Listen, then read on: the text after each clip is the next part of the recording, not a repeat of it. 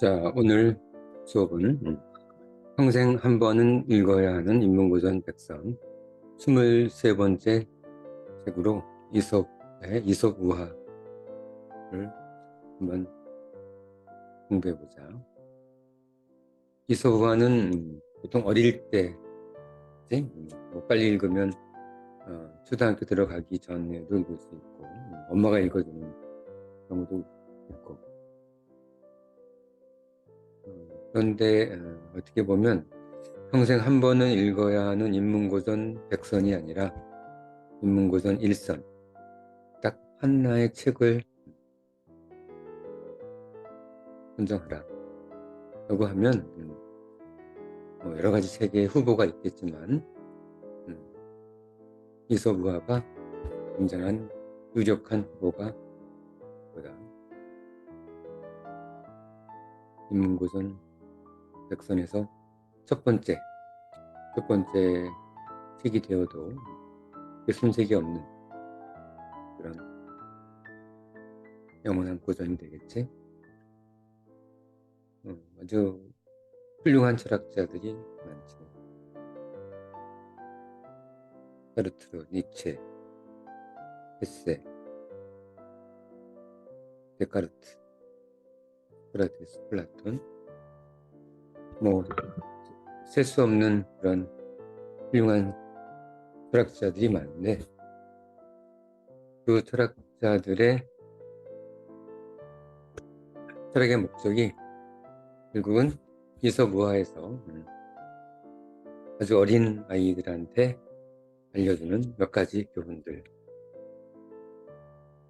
복잡하지도 않고 간단한 이 교훈 이상의 어떤 것을 나타내지는 않는다.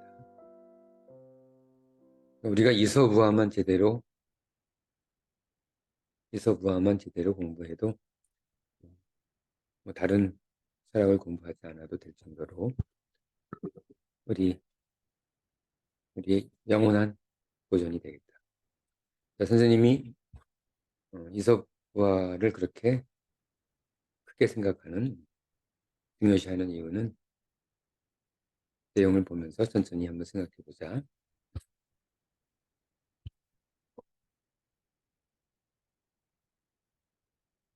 자, 첫 번째 이야기. 이솝우화는 뭐 수백 가지 이야기가 있을 텐데 오늘 몇 가지 이야기만 예를 들어서 공부해 보자. 아마도 대부분 다 아는 내용이라고 하겠지. 말과 당나귀는 주인과 함께 가고 있었다.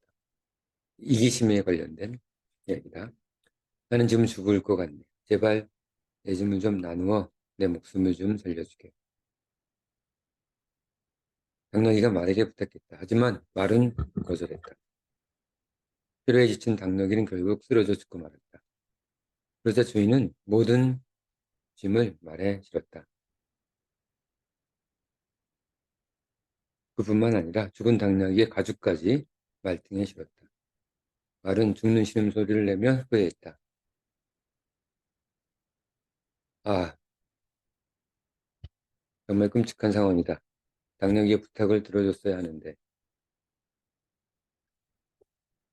이 꼴이 뭐냐. 당나귀의 가죽까지 온통 무거운 짐 모두를 지고 가야 하는구나.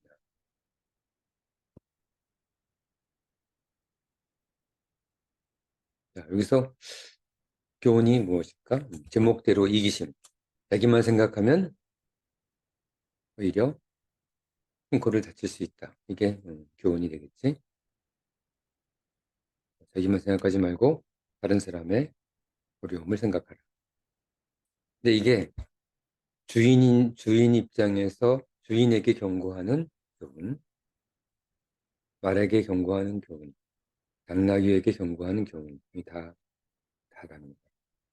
또 전체한테 주는 교훈. 예를 들면 선생님이 뭐 뽑아놓은 교훈을 한번 읽어봐. 예. 정말 필요한 자에게는 도움을 주는 것이 좋다. 작은 불씨를 잡지 않으면 큰 불이 된다.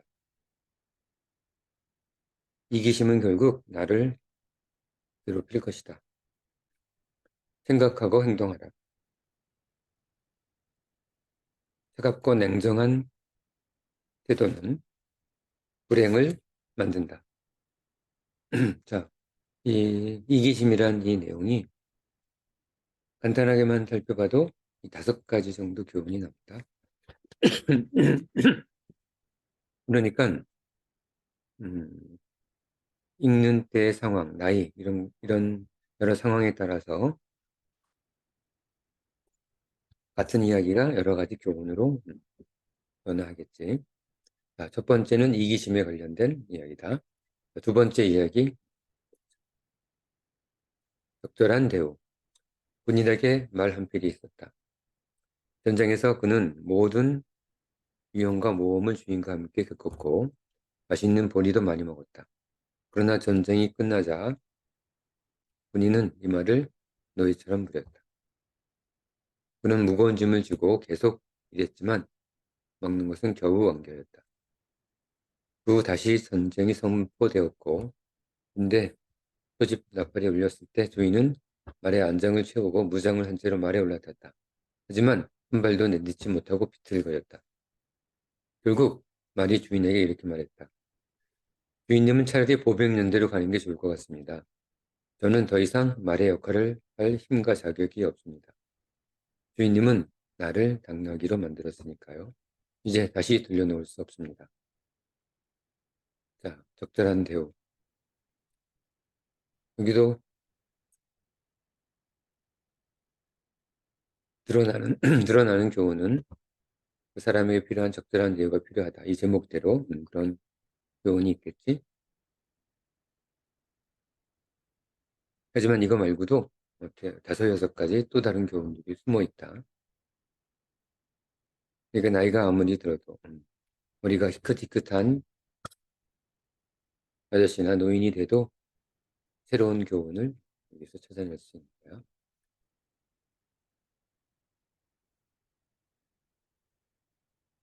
자, 세 번째 이야기로 넘어가자. 흥정, 멧돼지와 말은 풀을 함께 먹었다. 멧돼지는 항상 풀밭 주변을 더럽히고 물을 지저분하게 만들었다. 멧돼지를 없애버리고 싶은 생각에 말은 사냥꾼의 도움을 청했다. 사냥꾼은 말이 고삐를 묶고 등에 타도록 허락하지 않으면 도울 수 없다고 말했다. 멧돼지가 너무 싫은 말은 어떤 제안도 받아들일 준비가 되어 있었다.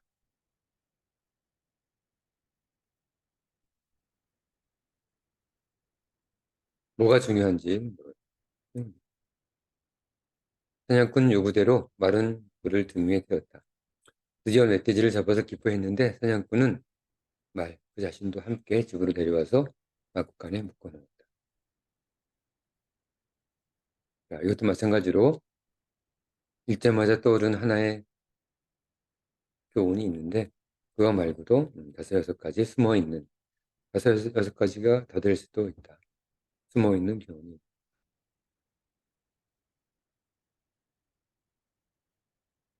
자, 다음으로 넘어가자. 작은 사과. 좁은 길을 걷고 있는데 헤라클레스는 땅에서 사과같이 생긴 것이 길 위에 있는 것을 보았다. 걸어가는데 조금 방해가 되어 그것을 깨기 위해 발로 짓밟았다. 그런데 그것은 이전보다 2배나 더 커졌다. 그래서 그는 더욱더 힘껏 밟으면서 몽둥이로 내리쳤다. 그러자 그것은 더욱 커져서 길을 온통 막아버렸다. 헤라클레스는 몽둥이를 버리고 놀라 물러섰다. 이때 아테나가 나타나서 아테나는 지혜의 여신이지. 전쟁의 여신, 지혜의 여신. 그만하시오. 그것은 싸움과 말다툼의 신이요. 그는 상대가 공격하지 않는 한 처음 상태에서 변하지 않습니다. 너무 공격하지 않으면 조금은 있겠지만 크게 변하지는 않는다는 얘기지. 하지만 자기와 싸우고 자신을 없애려 하면 싸움과 말다툼의 신은 끝없이 불어나오. 작은 사과. 교훈이 여러 개가 나오겠지.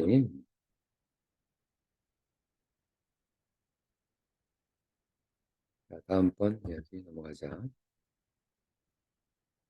남의 잘못. 예전에 프로메테우스가 사람을 만들었을 때 두 개의 자루를 만들어 사람의 목에 걸어두었다. 앞가슴 쪽 자루에는 다른 사람의 결점들이 가득 차 있었고 등 뒤쪽의 자루에는 자기 자신의 결점들이 들어 있었다. 등 뒤쪽의 자신의 결점. 이런 이유로 사람들은 타인의 결점은 언뜻 보아도 볼 수 있지만 자신의 잘못은 볼 수 있게 되었다.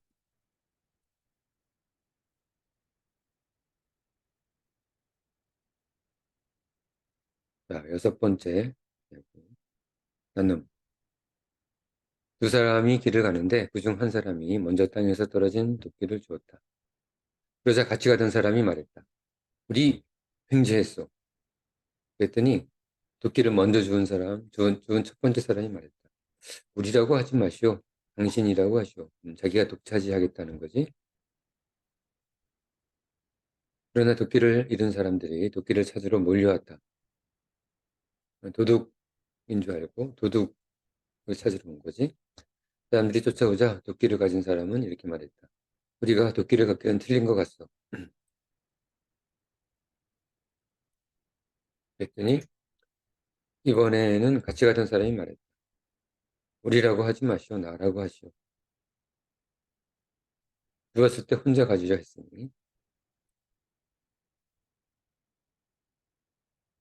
자, 아주 쉬운 이야기지. 아주 쉬운 이야기지만 이 속에 여러 가지 교훈들이 숨어 들어가 있다.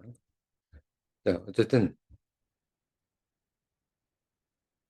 우리는 불행을 나누어야 하지만 행복도 같이 나눌 수 있는 것임을 잊지 말아야 하겠지.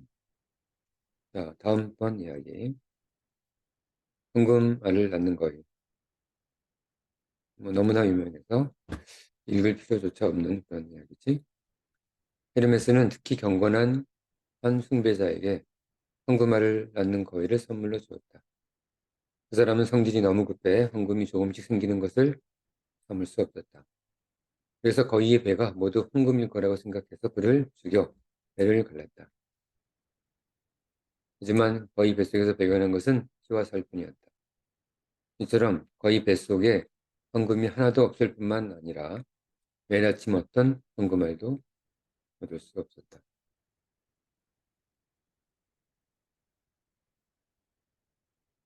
여덟 번째 이야기. 반쯤 흰머리가 된 사람에게 두 사람의 아내가 있었다. 한 아내는 자기보다 나이가 많이 어렸고 다른 아내는 자기보다 나이가 많았다. 나이가 많은 아내는 남편이 너무 어린 남자인 것을 부러워해서 그가 올 때마다 그의 검은 머리를 뽑았다. 나이 좀 들어 보이게. 자기보다 너무 나이 많은 남자가 자기 남편인 것을 싫어한 젊은 아내는 그의 흰 머리카락을 뽑았다. 그래서 두 아내는 그를 대머리로 만들어 버렸다. 자, 교훈 알겠지? 교훈은 간단히 즉흥적으로 떠오르는 교훈이 있겠지만 읽자마자 떠오르는 교훈이 있겠지만 여기도 숨어있는 교훈이 두세 개씩 있다. 자, 다음 이야기 보자. 처음 낙타를 보았을 때 사람들은 낙타의 엄청난 크기를 두려워하고 도망갔다. 조금 지나서 낙타가 점잖은 짐승임을 알게 되었고 사람들은 용기를 내어 가까이 다가갔다. 조금 지나서 시간이 좀 지나자 사람들은 낙타가 화낼 줄 모른다는 것을 또 알게 되었다. 그때부터 사람들은 낙타를 무시하게 되었고 고삐를 메어 짐을 싣고 아이들이 놀게 하였다. 자, 여기도 제목이 온순함이지. 네가 쉽게 알 수 있는 교훈이 숨어있다. 언뜻 드러나는 첫 번째 교훈 말고도 그것도 서너 가지 교훈이 또 숨어 있는 거야.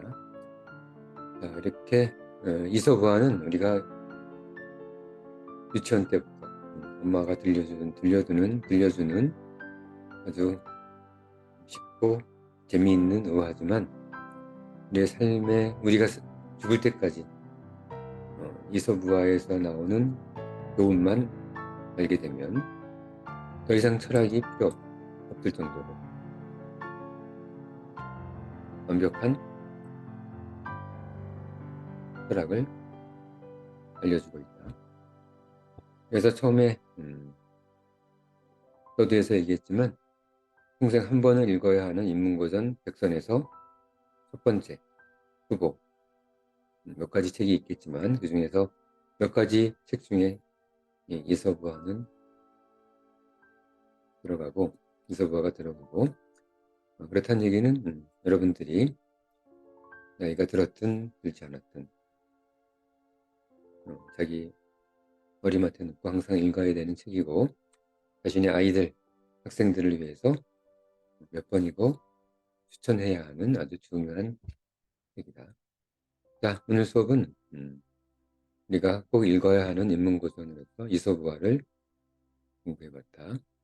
자, 오늘 수업은 여기까지.